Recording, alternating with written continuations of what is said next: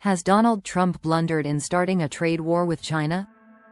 Trump hoped his threat of global tariff hikes would bully exporting nations into accepting America's terms of trade. But Trump's plans are likely to both increase the prices and reduce the availability of goods Americans want. And it gets worse. Instead of weakening China, America's adversary is now on the diplomatic offensive. China has announced that it could remove tariffs on exports from the 53 African countries, with which it shares diplomatic relations. China's tariff sweetener may come to be seen as a diplomatic masterstroke, in its high-stakes seduction of the Global South and its economic war with America.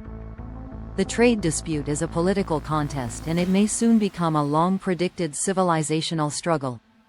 This may explain why Western think tanks have joined the attack on China.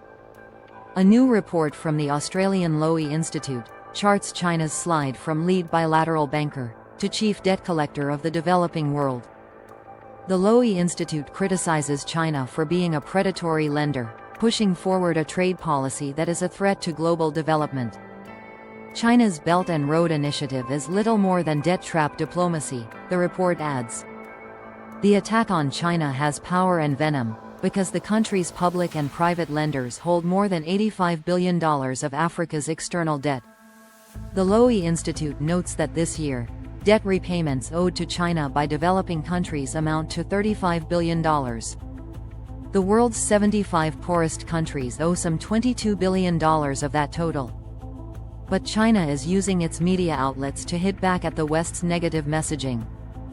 China wants it known that African governments owe Western private financial groups 3 times more debt than they owe to China, while paying twice the interest rates. China also claims that its trade strategy favors long-term growth, rather than debt repayment. Accordingly, the service costs of Western loans to African countries are several times more expensive than the finance options offered by China.